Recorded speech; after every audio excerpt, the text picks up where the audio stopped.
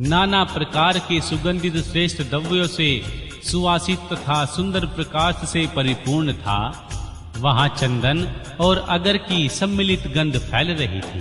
उस भवन में फूलों की सेज बिछी हुई थी। विश्वकर्मा का बनाया हुआ वह भवन नाना प्रकार के विचित्र चित्रों से सुसज्जित था।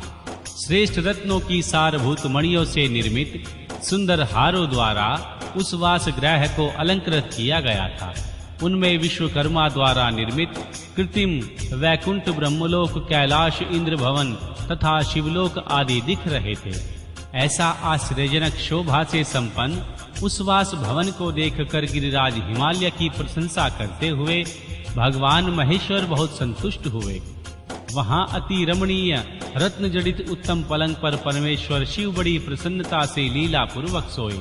इधर हिमालय ने बड़ी प्रसन्नता से अपने समस्त भाई बांधवों एवं दूसरे लोगों को भी भोजन कराया। जो कार्य शेष रह गए थे उन्हें भी पूर्ण किया। शैलराज हिमालय इस प्रकार आवश्यक कार्य में लगे हुए थे और प्रियतम परमेश्वर शिव शयन कर रहे थे। इतने ही में सारी रात बीत गई और प्रातःकाल हो गया। प्रभात काल होने पर धैर्यवान और उत्साही पुरुष नाना प्रकार के बाजे बजाने लगे। उस समय श्री विष्णु आदि सब देवता सा आनंद उठे और अपने इष्ट देव देवेश्वर शिव का स्मरण करके वहां से कैलाश को चलने के लिए जल्दी जल्दी तैयार हो गए। उन्होंने अपने वाहन भी सुसज्जित कर लिए। तत्पश्चात धर्म को भगवान शिव के समीप भेजा। योग शक्ति से संपन्न धर्म नारायण की आज्ञा से वास गृह में पहुंचा।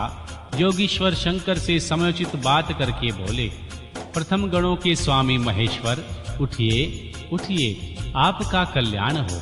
आप हमारे लिए भी कल्याणकारी होइए। जनवासे में चलिए और वहां सब देवताओं को कृतार्थ कीजिए। धर्म की यह बात सुनकर महेश्वर हंसे। उन्होंने धर्म को कृपा दृष्टि से देखा और शैया त्याग दी। इसके बाद धर्म से हंसते हुए कहा, तुम आगे चलो, मैं भी वहां शीघ्र ही आऊंगा, इसमें संशय नहीं है। भगवान शिव के ऐसा कहने पर धर्म जनवासे में गए। तत्पश्चात शंभु भी स्वयं वहां जाने को उद्यत हुए। यह जानकर महान उत्सव मनाती हुई स्त्रियां वहां आई और भगवान शंभु के युगल चरणारविंदों का दर्शन करती हुई मंगल गान करने लगी। तदनंतर लोकाचार का पालन करते हुए भगवान शंभु प्रातःकालिक कृत्य करके मैना और हिमालय की आज्ञा ले जनवासे को गए। मुने, उस समय बड़ा भारी उत्सव हुआ। वेद मंत्रों की ध्वनि होने लगी और लोग चारों प्रकार के बाजे बजाने लगे। अपने स्थान पर आकर शंभु ने लोकाचारवश मुनियों को, श्री विष्णु को और मुझको प्रणाम किया। फिर देवता आदि ने उनकी वंदना की। उस समय जय जयकार, नमस्कार तथा वेद मंत्रोच्चारण की मंगल लायनी ध्वनि होने लगी। इससे सब और कोलाहल छा गया। अध्याय 52। चतुर्थी कर्म। बारात का कई दिनों तक ठहरना। सप्तऋषियों के समझाने से हिमालय का बारात को विदा करने के लिए राजी होना।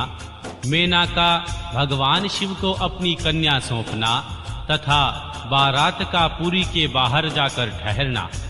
श्री ब्रह्मा जी कहते हैं, हे नारद, तदनंतर विष्णु आदि देवता तथा ऋषि कैलाश लौटने का विचार करने लगे। तब हिमालय ने जनवासे में आकर सबको भेजने के लिए निमंत्रित किया। तत्पश्चात देवेश्वर भगवान शिव को आमंत्रित करके हिमाचल अपने घर को गए और नाना प्रकार के विधान से भोजनोत्सव की तैयारी करने लगे। उन्होंने प्रसन्नता और उत्कंठा के साथ भोजन के लिए सपरिवार भगवान शिव को यथोचित रीति से अपने घर बुलवाया।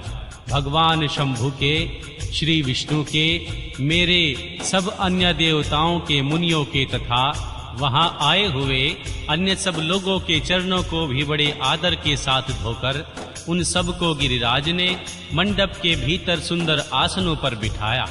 फिर अपने भाई बंधुओं को साथ लेकर उनके सहयोग से उन सब अतिथियों को नाना प्रकार के सरस पदार्थों द्वारा पूर्णतः तृप्त किया। मेरे श्री विष्णु के तथा शंभु जी के साथ सब लोगों ने अच्छी तरह भोजन किया। महर्षि नारद विधिवत भोजन और आचमन करके तृप्त और प्रसन्न हुए। सब लोग हिमालय से आज्ञा ले अपने अपने डेरे पर चले गए। मुने, इस प्रकार तीसरे दिन भी गिरिराज ने विधिवत दान मान और आदर आदि के द्वारा सबका सत्कार किया। चौथा दिन आने पर शुद्धता पूर्वक सविधि चतुर्थी कर्म हुआ, जिसके बिना विवाह यज्ञ अधूरा ही रह जाता है। उस समय नाना प्रकार का उत्सव हुआ, साधुवाद और जय जयकार की ध्वनि हुई। बहुत से सुंदर दान दिए गए, भांति भांति के सुंदर गान और नृत्य हुए। पांचवें दिन सब देवताओं ने बड़े हर्ष और अत्यंत प्रेम के साथ शैलराज को सूचित किया, अब हम लोग यहाँ से जाना चाहते हैं, आप आज्ञा प्रदान करें। उनकी यह बात सुनकर गिरिराज हिमवान हाथ जोड़कर बोले, देवगण, आप लोग कुछ दिन और ठहरें तथा मुझ पर कृपा करें। यो कहकर उन्होंने स्नेह के साथ उन देवताओं को, भगवान शिव को, श्री विष्णु को, मुझको तथा अन्य लोगों को बहुत दिनों तक ठहराया और प्रतिदिन विशेष आदर सत्कार किया। इस प्रकार देवताओं के वहां रहते हुए बहुत दिन बीत गए। तब उन सब ने गिरिराज के पास सप्तऋषियों को भेजा। सप्तऋषियों ने हिमवान और मैना से समयोचित बात कहकर उन्हें समझाया, परम शिव तत्व का वर्णन किया तथा प्रसन्नता पूर्वक उनके सौभाग्य की सराहना की। मुने, उनके समझाने से गिरिराज ने बारात को विदा करना स्वीकार कर लिया। तत्पश्चात भगवान शंभु यात्रा के लिए उदत हो देवता आदि के साथ शैलराज के पास आए। देवेश्वर शिव देवताओं सहित कैलाश की यात्रा के लिए जब उदत हुए, उस समय मैना उच्च स्वर से रोने लगी और उन कृपा निधान से बोली।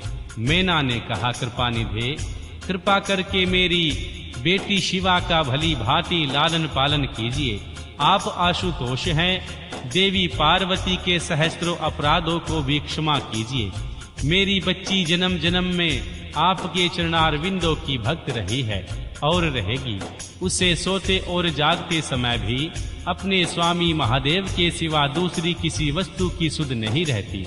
मृत्युंजय आपके प्रति भक्ति भाव की बातें सुनते ही यह हर्ष के आंसू बहाती हुई पुलकित हो उठती है और आपकी निंदा सुनकर ऐसा मौन साध लेती है मानो मर ही गई हो।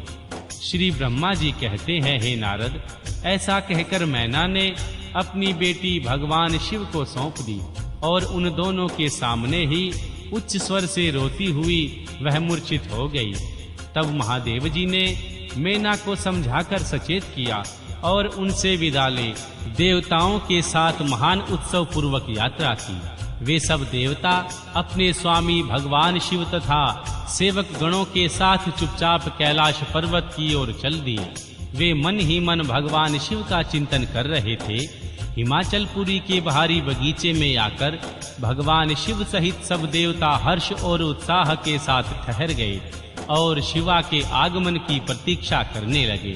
मुनीश्वर, इस प्रकार देवताओं सहित भगवान शिव की श्रेष्ठ यात्रा का वर्णन किया गया। अब भगवान शिव की यात्रा का वर्णन सुनो, जो विराह अवस्था और आनंद दोनों से संयुक्त है।